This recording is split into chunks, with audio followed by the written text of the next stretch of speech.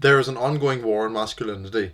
Everybody has known this for quite a long time, but this is getting really out of hand. As of only a few days ago, Hamza started to get demonetized on his videos and admitted that he has a fear of getting cancelled completely. And this is eye-opening because all he preaches is masculinity and men's mental health. But an equally bad problem is that there was an article posted about him by the Daily Mail, who likely started a soft cancellation and is also one of the biggest news brands in the UK. So it means that it will certainly lead people who do not know Hamza to instantly start disliking him because their first impression of him is negative, as they cannot think for themselves to create their own opinion of him, and they instead take on the opinion from the propaganda machine.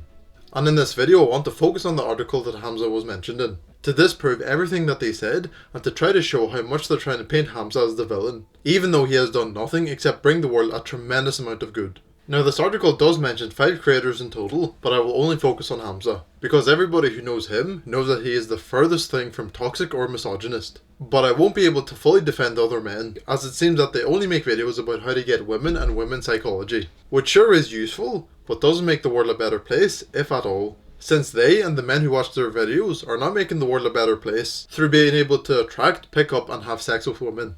And so to start off, even the title of the article is hilarious. The misogynistic men making money for social media giants. Furious, TikTok and YouTube continue to host Andrew Tate inspired influencers, amassing millions of fans and charging up to £400 for tips on dominating women. I can bet you that this Harry Howard couldn't name a single misogynistic thing that Hamza said, and is only putting him in the same group of toxic and misogynistic men because he was told to. And also, Hamza started to make self-improvement videos too nearly 3 years ago at this point, which was way before Andrew Tate was relevant, never mind trending and dangerous. And yes, Hamza has a £400 course where he talks about dominating women. And what's wrong with that?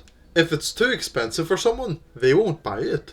And you can absolutely not say that dominating women is toxic, because I'm sure that Harry himself would agree that at least a small percentage of women like to be dominated. And so it means that if Hamza's course applies to that small percentage of women, then it means that there's nothing wrong with such a niche subject in this course.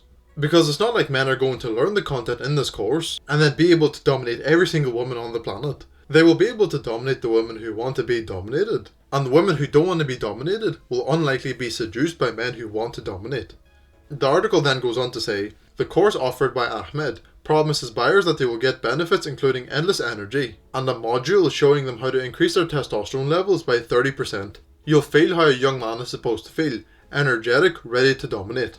Endless energy of course implying to sexual energy, so it means that men will be able to have sex for a longer time with women. And if Harry thinks that's bad, I can say that he's a misogynist because he doesn't want women to get pleasured. And he puts quotation marks around the word module, which I really don't understand why, unless he just thinks that the whole course is stupid. And so please tell me, what on God's green earth is wrong with men having high amounts of testosterone? Testosterone is literally the life force for men, since when they have low testosterone, they have low sex drive, brain fog, low energy, muscle loss, fat gain, and symptoms of depression. We of course know that testosterone is necessary for men. But of course Harry and the people controlling him want men to have low testosterone so they could be controlled easier.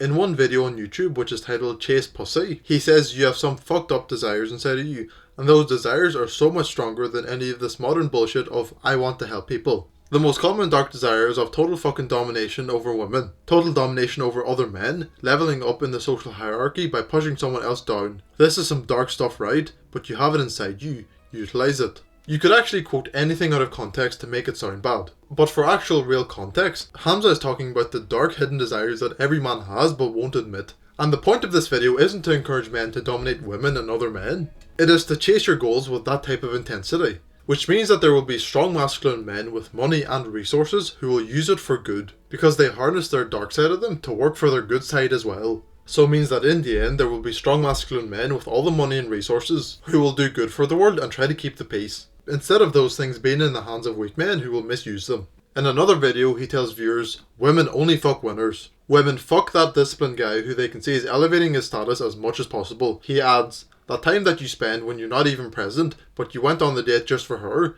she loses respect for you, and when a woman loses respect for you, she metaphorically and physically dries up. That is all very true. Even without thinking deep into it and only thinking about it on a surface level, why would women want to be with and have sex with loser men? The loser men who are depressed and weak have no purpose nor do anything with their lives. When there are winner men who are strong, masculine and purposeful, who work towards their life mission, which makes them feel fulfilled, which makes them be able to give more to the world, including giving more love to women. And Harry's saying that is a bad thing. What woman wouldn't want to fuck winners? I would fuck the winners. Another video is titled, Why Men Should Not Show Emotion. He insists that men should not show vulnerability to their partners, telling viewers you will open up in front of your girlfriend. You will talk about some things, some weaknesses, you'll complain and she'll hold you. And she'll genuinely feel happy that you've opened up to her. And guess what? She will start to fuck you less. And when you do fuck her, she will enjoy it less. And when it gets extreme, she will think of another man fucking her because a feminine woman always needs a masculine man. Yes, once again this is very true. And this is again tied in with respect. Why would a soft feminine woman respect a man who's also being soft and feminine? They would start to clash because the woman's feminine role in the relationship is being threatened. The same way our relationship would clash if a woman is being overly masculine, threatening the man's role in the relationship. With the point being that men and women should have separate roles in the relationship.